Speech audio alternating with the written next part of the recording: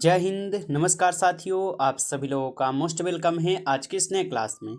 साथियों, आज के इस क्लास में हम सभी लोग पढ़ने वाले हैं एसएससी एमटीएस के एग्जाम के लिए मोस्ट इम्पॉर्टेंट क्वेश्चन को, जो कि साथियों आपके एसएससी एमटीएस के एग्जाम के लिए काफ़ी इम्पोर्टेंट क्वेश्चन है।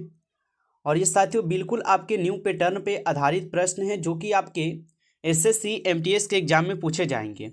तो आप सभी लोग इस क्लास को बिल्कुल अच्छी तरीके से लास्ट तक देखिएगा और इस क्लास में दिए जाने वाले सभी प्रश्नों को आप अच्छी तरीके से जरूर याद कर लीजिएगा। और ये आपका मॉक टेस्ट दूर रहेंगे, क्योंकि इनसे पहले हम आपका मॉक टेस्ट 1 करा चुके हैं। तो अगर आप उसको भी नहीं पढ़े हैं तो आप उसको जरूर पढ़ लीजिएगा, चैनल पे आपको वो भी क्लास मिल जाएंगे। तो चलिए फिर क्लास को स्टार्ट करते हैं। उनसे पहले यदि आप इस चैनल पे पहली बार जुड़े हैं तो साथियों आप इस चैनल को सब्सक्राइब कर लीजिए और सब्सक्राइब करके आप ऑल नोटिफिकेशन को ऑल पे दबा लीजिए, ताकि जब भी क्लास स्टार्ट हो सबसे पहले क्लास का नोटिफिकेशन आपके पास पहुंच सके। तो आप इस चैनल को सब्सक्राइब कर लीजिए, साथ ही साथ आप इस क्लास को लाइक जरूर कर लीजिएगा। तो चलिए क्लास को स्टार्ट करते हैं और देखिएगा क्वेश्चन क्या है। क्वेश्चन दिया गया है कि यदि किसी अर्थव्यवस्था में मुद्रास्फीति निरंतर बढ़ रही हो तो केंद्रीय बैंक डैश सकता है। तो यदि किसी अर्थव्यवस्था में मुद्रास्फीति निरंतर बढ़ रही हो तो केंद्रीय बैंक क्या कर सकता है, बताइए सभी लोग। साथियों ये सभी क्वेश्चन आपको बिल्कुल इंपॉर्टेंट और सिलेक्टेड क्वेश्चन करवा रहे हैं, जिससे कि आपको पेपर में यहाँ से बहुत सारे प्रश्न आपको सीधे सीधे देखने को मिलेंगे साथियों। तो आप अच्छे से इन सभी क्लास को कीजिए और जो भी क्लास में आपको क्वेश्चन दिए जाएंगे आप उसको अच्छे से याद भी करते चलिएगा। तो यहाँ पे आप लोग आंसर क्या लगाए हैं साथियों कि यदि किसी अर्थव्यवस्था में मुद्रास्फीति निरंतर बढ़ रही हो तो केंद्रीय बैंक रेपो दर में वृद्धि कर सकता है। यानी हमारा ऑप्शन सी इस क्वेश्चन का सही जवाब है, याद रखिएगा। चलिए आगे देखते हैं और अगला प्रश्न देखिएगा। प्रश्न क्या है? प्रश्न है साथियों कि निम्न में से कौन सी समिति बैंकिंग क्षेत्र में सुधारों से संबंधित है। चलिए साथियों बताइए, आपको सभी क्वेश्चन पर 5 सेकेंड का समय दिए जाएंगे, आप आंसर लगाइएगा। बताइए कि निम्न में से कौन सी समिति बैंकिंग क्षेत्र में सुधारों से संबंधित है। तो आप अच्छे से इनको याद रखिएगा। नरसिंह बहन हो जाएंगे। ऑप्शन यहाँ पे आप लोग का 20 क्वेश्चन का सही जवाब है। अगला प्रश्न देखिए, क्वेश्चन है कि भारत में पिछड़ा और अल्पसंख्यक समुदाय कर्मचारी महासंघ की स्थापना कब हुई थी। तो भारत में पिछड़ा और अल्पसंख्यक समुदाय कर्मचारी महासंघ की स्थापना कब हुई थी। तो याद रखिएगा इनकी स्थापना 1978 को हुए थे। ऑप्शन सी सही जवाब है 1978। अगला प्रश्न देखिए, क्वेश्चन है भारत के संविधान का पहला संशोधन अधिनियम डैश में आया था। बताइए साथियों, ये सभी क्वेश्चन काफ़ी इंपॉर्टेंट और वीवीआई सेलेक्टेड क्वेश्चन है, जिससे कि आपके पेपर में साथियों 100% आपको प्रश्न देखने को मिलेंगे। आप अच्छे से इनको याद कर लीजिए। बताइए कि भारत के संविधान का पहला संशोधन अधिनियम डैश में आया था। तो साथियों याद रखेंगे, भारत का जो पहला संविधान संशोधन था यह साथियों कब आए थे, तो 1951 में आए थे। ऑप्शन बी आपका सही जवाब है इस क्वेश्चन का 1951, याद रखिएगा। अगला प्रश्न है आप लोग का कि 73वां संविधान संशोधन का संबंध किससे है। तो 73वां संविधान संशोधन का संबंध किससे हो जाएंगे। तो साथियों याद रखिएगा पंचायती राज से है। ऑप्शन सी इस क्वेश्चन का सही जवाब है, पंचायती राज से हो जाएंगे। अगला प्रश्न देखिएगा, आप लोग का क्वेश्चन है कि पंचायत के संदर्भ में निम्नलिखित में से कौन सा कथन सही है। चलिए यहाँ पे आपसे कथन पूछा है, बताइएगा क्या होगा आंसर कि पंचायत के संदर्भ में निम्नलिखित में से कौन सा कथन सही है, देख लेते हैं। तो 50% सीटें अनुसूचित जाति अनुसूचित जनजाति की महिलाओं के लिए आरक्षित होगी, ये सही है? नहीं साथियों, ये सही नहीं है, गलत है। ग्राम सभा एवं नियम निकाय है जिसमें गांव के रहने वाले सभी लोग होते हैं, ये क्या सही है? नहीं साथियों, ये भी गलत है। यहाँ पे तीसरा नंबर में है कि मध्यवर्ती स्तर पर एक पंचायत होती है, ये सही है? तो बिल्कुल कि मध्यवर्ती स्तर पर एक पंचायत होती है, तो ये आपका सही है। इसलिए आपका यहाँ पे इस क्वेश्चन का सही जवाब क्या होगा, तो आपका सही जवाब डी हो जाएंगे। याद रखिएगा, केवल आप लोग का यहाँ पे क्या हो जाएंगे, तो डी आपका सही जवाब है। चलिए आगे देखिएगा, आपका यहाँ पे क्वेश्चन है, यहाँ पे डी हम बता दिए है ना, सी होगा ना, केवल सी होगा, केवल 3 होगा साथियों, याद रखिएगा। आगे प्रश्न है कि 7वीं अनुसूची की समवर्ती सूची में डैश से संबंधित उपबंध नहीं है। तो 7वीं अनुसूची की समवर्ती सूची में डैश से संबंधित उपबंध नहीं है, तो बताइए। तो इस क्वेश्चन का यहाँ पे आप सही जवाब ऑप्शन सी लगाएंगे, भूमि और भवनों पर कर होगा।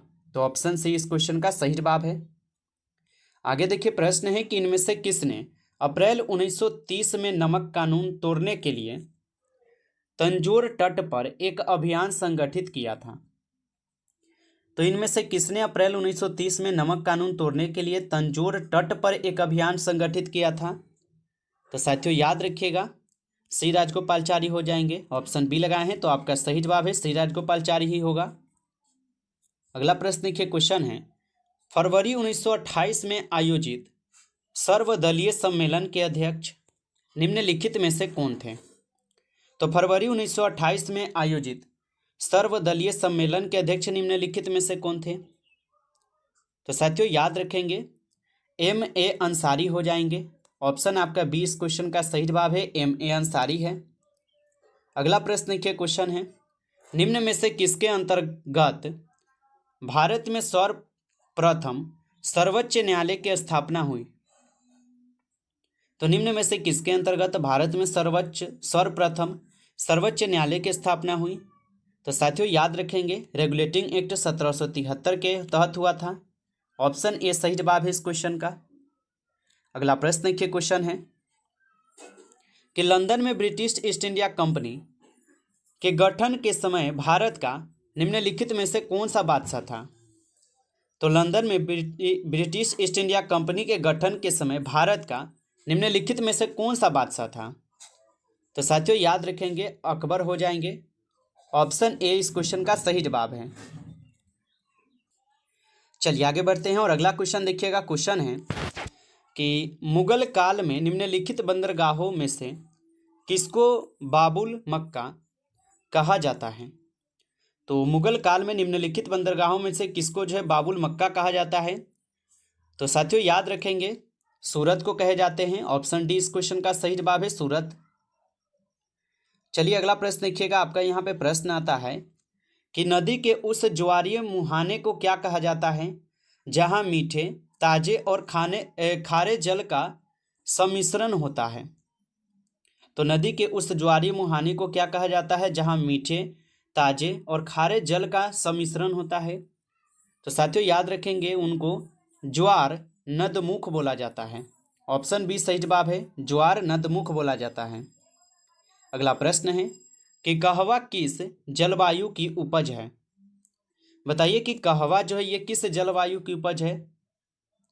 तो साथियों याद रखेंगे, कहवा जो है ये उष्णकटिबंधीय जलवायु के उपज है। ऑप्शन ए सही जवाब है। अगला प्रश्न है आपका कि नामीबिया से चीतों को डैश में स्थित कूनो नेशनल पार्क में लाया गया था? तो नामीबिया से चीतों को जो है ना मध्य प्रदेश के कूनो नेशनल पार्क में लाया गया है। ऑप्शन ए सही जवाब है इस क्वेश्चन का। अगला प्रश्न है कि किस शास्त्रीय नृत्य में मुखौट का प्रयोग किया जाता है? बताइए साथियों। और साथियों अभी तक आप इस क्लास को लाइक नहीं किए हैं तो आप इस क्लास को ज़्यादा से ज़्यादा एक बार लाइक जरूर कर लीजिएगा। चैनल पे पहली बार जुड़े हैं तो आप इस चैनल को भी सब्सक्राइब करके ऑल नोटिफिकेशन को आप ऑल पे दबा लीजिए, क्योंकि साथियों आपके एसएससी एमटीएस के एग्जाम के लिए बिल्कुल न्यू पैटर्न पे आधारित क्वेश्चन आपको करवा रहे हैं जो आपके पेपर में देखने को मिलेंगे। तो आप अच्छे से चैनल को सब्सक्राइब करके जुड़े रहिए और इस क्लास में दिए जाने वाले सभी प्रश्नों को याद भी कर लीजिए। तो किस शास्त्रीय नृत्य में मुखौटों का प्रयोग किया जाता है? तो साथियों याद रखेंगे, कथकली हो जाएंगे। ऑप्शन बी सही जवाब है, कथकली। अगला प्रश्न है कि दीपिका रेड्डी का संबंध निम्नलिखित में से किस शास्त्रीय नृत्य से शैली से है? तो दीपिका रेड्डी का संबंध निम्नलिखित में से किस शास्त्रीय नृत्य शैली से है? तो साथियों याद रखेंगे, कुचिपुड़ी है। ऑप्शन सी सही जवाब है, कुचिपुड़ी। आगे देखिए, प्रश्न है कि दक्षिण भारत के निम्नलिखित में से किस लोक नृत्य शैली में नर्तक अपने सिर पर कलश रखकर संतुलन बनाए रखते हुए नृत्य करते हैं? तो दक्षिण भारत के निम्नलिखित में से किस लोक नृत्य शैली में नर्तक अपने सिर पर कलश रखकर संतुलन बनाए रखते हुए जो है ना नृत्य करते हैं? तो साथियों याद रखेंगे कारागट्टम में हो जाएंगे। ऑप्शन यहाँ पे आपका बी जो है सही जवाब है, कारागट्टम है। अगला प्रश्न है कि अब्दुल करीम खान हिंदुस्तानी संगीत के किस स्कूल के प्रतिपादक थे?